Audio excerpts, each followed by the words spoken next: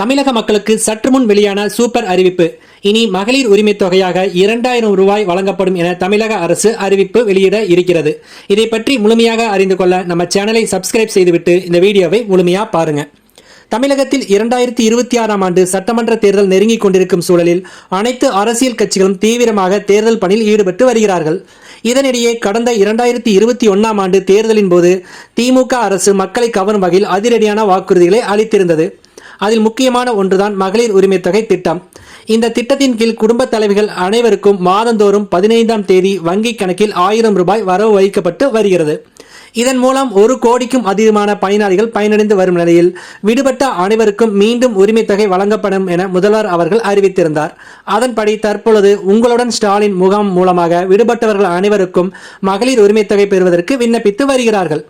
இவர்கள் அனைவருக்கும் விரைவில் வங்கி கணக்கில் பணம் வரவழைக்கப்படும் என அரசு தெரிவித்துள்ளது.